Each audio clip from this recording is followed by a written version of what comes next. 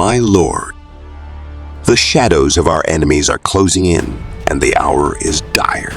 We stand on the brink of defeat, for they covet your land, your gold, and your crown. In this dark time, only your leadership can turn the tide. Rise, gather your allies, and rally the forces. Lead us to victory, crush our foes, and restore order to this age of chaos. The fate of our realm rests in your hands. Greetings, everyone. Today, we're discussing the statues in War and Order specifically, which statues I prefer and which ones I don't care for. To be honest, I'm not a big fan of most statues in the game. They tend to provide minimal stats and don't offer much in return. However, there are two exceptions, two newer statues that have been introduced recently. These statues, in my opinion, are definitely worth investing in, and they offer much more value than the regular ones. These two statues are both orange tier and are the only statues in the game that give you significant benefits starting from level 1. The statues I'm talking about are the Athena statue and the Ares statue. Unlike the other statues in the game, these two not only offer better stats, but they also come at a more reasonable price compared to the regular ones. Plus, they are always active during battle, which is a huge advantage. Let's take a closer look at the Ares statue. For instance, when you reach level 21, it activates a special ability during battle. Every 3 attacks, your archers deal additional damage, making it very useful in longer battles. Similarly, the Athena statue boosts infantry HP when the battle begins, making your troops more resilient. Athena also provides a bonus to the palace armor equipment, which significantly improves both your infantry and cavalry stats. That's why I consider these two statues to be the only ones really worth having. They offer permanent benefits and a great balance between cost and power, making them my go-to statues in War and Order.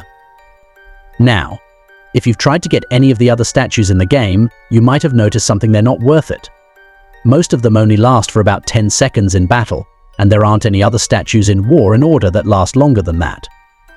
Because of this, I don't think investing in any of the other statues is worthwhile. Take the Beast Valley event for example. This is one of the events where you can get these statues. If you pay attention to the rewards and targets, you'll notice something interesting. If you spend up to 500 points, you get a decent amount of rewards, better than what you'd get from 200 to 500 points, where you only receive about 60 rewards. But between 500 and 800 points, the rewards jump to 85, which makes spending up to 800 points a much better deal. However, beyond that, it's really not worth going any higher. For example, spending up to 1500 points gives diminishing returns, and you're not getting much more for the extra money spent. Unless you're someone who just wants to spend for the sake of it, I wouldn't recommend going above 800 points. If you're a medium spender, I'd say stop at either 500 or 800 points, though obviously 800 points is the better choice in terms of value. If you pay close attention to the reward structure, you'll notice some inconsistencies in the math. From 200 to 500 points, you get around 60 rewards, but from 500 to 800 points, you get 85. Obviously, the jump from 500 to 800 points gives you way better value than from 200 to 500. I'm not sure why that is, but it's something to take advantage of. However, once you go beyond 800 points, such as from 800 to 1500, the rewards get significantly worse.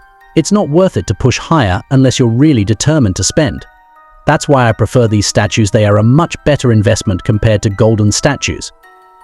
For example, upgrading a golden statue to level 1 alone could cost you at least $500. In contrast, the newer statues allow you to invest gradually. You'll start seeing stat boosts from the first day you invest in them. As you continue upgrading these statues, each tier gives you more stats. Once you go from level 10 to 11, you unlock a new skill, and the same goes for when you progress from level 20 to 21. Each new tier unlocks more skills and more power, making them much more valuable over time. As you continue upgrading, the game allows you to track your progress. If you click on Add Upgrade, it will show you how much your stats will increase with each level. At the lower levels, like with purple statues, you'll receive around 4.5 stat points per upgrade, which is actually quite decent. When you hit level 21, you unlock a new skill, though it does take some time and resources to get there. The key difference with these statues is that they start giving you useful stats from the beginning, unlike other statues. With the other statues, you need to invest around $500 to get anything worthwhile. But here, you can choose to invest gradually. For instance, if you spend $50 a month, over time you'll get a significant stat boost. Take my experience as an example. I waited for a month to participate in this event. I first invested $50, and now I'm adding another $50. With that investment, I was able to upgrade my statue from level 10 to 11, unlocking my first skill. Yes, the next upgrade will likely require more resources, but I've now unlocked a purple tier statue, and that's a major step forward. Unfortunately, the next upgrade costs 60, and it's likely that each level will require 10 more than the previous one. But the point I'm trying to make is that you can still make steady progress with minimal spending, and you'll end up with a statue that benefits you throughout the entire battle, not just for 14 seconds or so.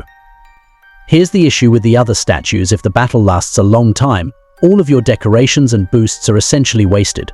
For example, let's say you're a powerhouse who loves attacking. In the first 10 seconds of battle, you're an absolute monster, nearly unstoppable.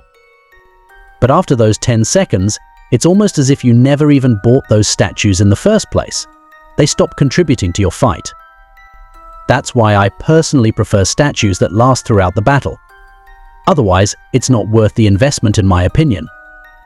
In summary, the Athena and Ares statues offer lasting benefits throughout the battle, making them a better investment compared to others that only provide short-term boosts. With gradual spending, you can make steady progress and unlock valuable stats that last. If you have any thoughts or different opinions, feel free to share in the comments. Thanks for watching and have a great day.